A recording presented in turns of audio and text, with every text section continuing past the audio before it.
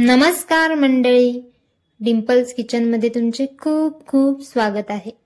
आज आपण गणपती बाप्पांच्या प्रसादासाठी एकदम हलवाई स्टाईल परफेक्ट गोल आणि आतूनही तितकीच रसरशीत अशी गोड बुंदी कशी करायची ते बघणार आहोत, तेही एकदम परफेक्ट प्रमाणासहित। अशी ही हलवाई स्टाईल परफेक्ट बुंदीची रेसिपी पाहण्यासाठी व्हिडिओ शेवटपर्यंत नक्की पहा आणि त्याआधी चॅनेलवर नवीन असाल तर चॅनेलला नक्की सबस्क्राइब करा। तर चला रेसिपीला सुरुवात करूयात। गोड बुंदी बनवण्यासाठी इथे मी 1 वाटी बेसन घेतले आहे। तुम्ही घरात तयार केलेले घ्या किंवा रेडीमेड सुद्धा वापरू शकता, फक्त ते फाईन असावं। बेसन पीठ मध्ये अशा पद्धतीच्या गुठळ्या राहिलेल्या असतात, त्यामुळे पीठ चाळून घेतल्यामुळे सगळ्या निघून जातात आणि इथे फाईन असे आपल्याला बेसन पीठ बुंदी बनवण्यासाठी तयार मिळते।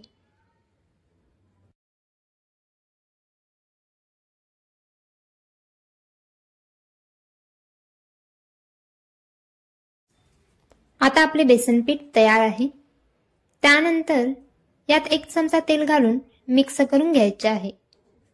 यामुळे बुंदी एकदम कुरकुरीत होतात। आता ज्या वाटीने मी 1 कप बेसन घेतले होते त्याच वाटीने मी पाऊण वाटीला थोडे चढ असे पाणी घेतले आहे। थोडं पाणी घालायचं आणि बेसन पीठ आपल्याला भिजवून घ्यायचे आहे। आता प्रत्येकाच्या बेसन पिठावर डिपेंड आहे किती पाणी लागेल, थोडे कमी जास्त पाणी तुम्हाला इथे लागू शकते।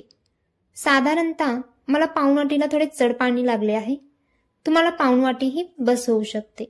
त्यामुळे गरजेनुसार पाणी घालून पीठ मिक्स करत राहायचे आहे।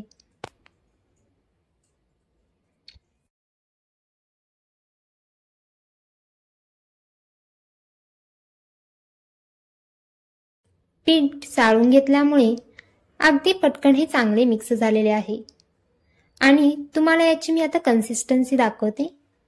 इथे तुम्ही बघू शकता, जसं आपण बटाटा वड्यांना पीठ करतो ना, अगदी तसेच टेक्स्चर आहे। आपल्याला हे पीठ भिजवून घ्यायचे आहे। एकदम बुंदीसाठी परफेक्ट असे पीठ तयार झाले आहे। या पिठाचे टेक्स्चर जवळही तुम्ही बघू शकता।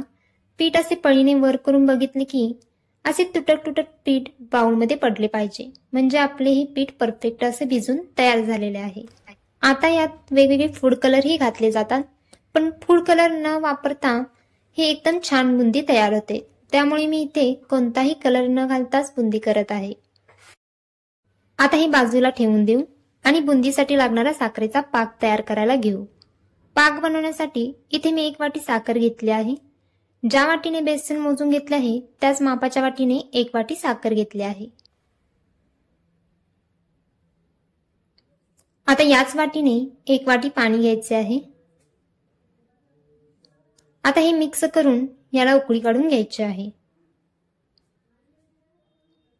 बुंदी बनवण्यासाठी पाक फार जास्त घट्ट शिजवला जात नाही, फक्त थोडा चिकट असावा।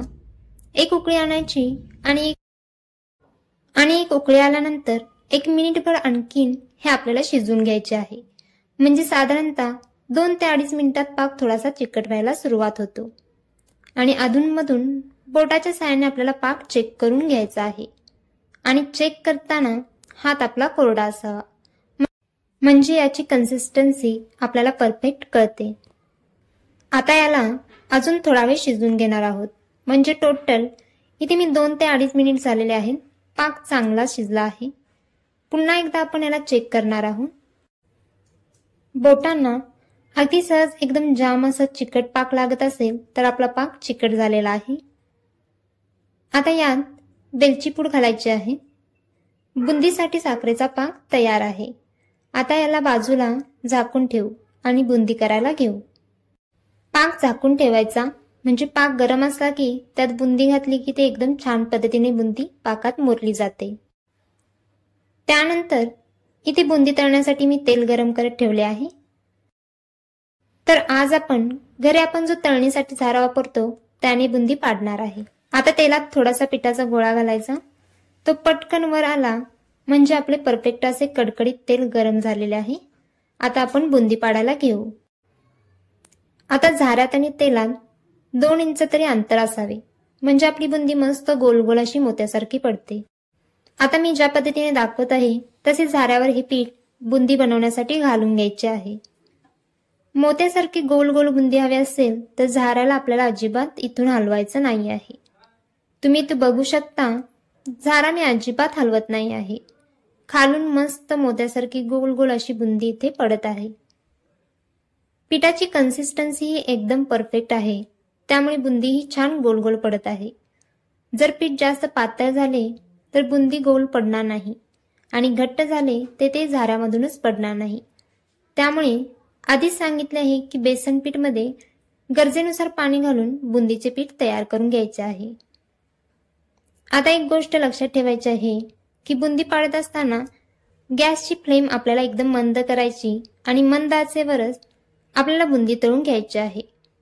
कारण बुंदी हाय फ्लेमवर जर तुम्ही तळली तर ती पटकन करपली जाते, त्यामुळे गॅसची फ्लेम ही मंद असावी।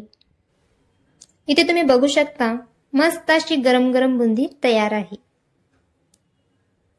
आता ही लगेच या गरम गरम पाकामध्ये घालायची आहे, म्हणजे पटकन बुंदी पाकात मुरली जाते।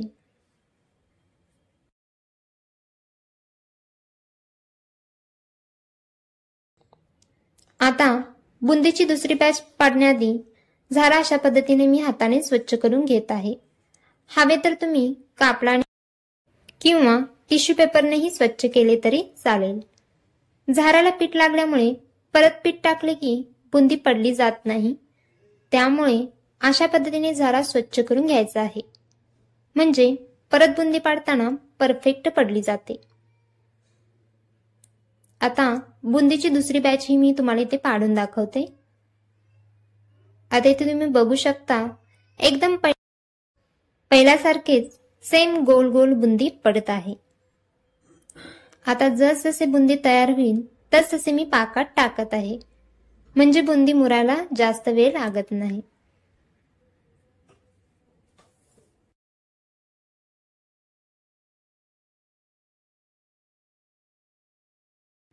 अशा पद्धतीने मी सगळ्या बुंद्या तळून घेतल्या आहेत आणि जसजसे तळून होईल तसतसे मी पाकात टाकत आहे।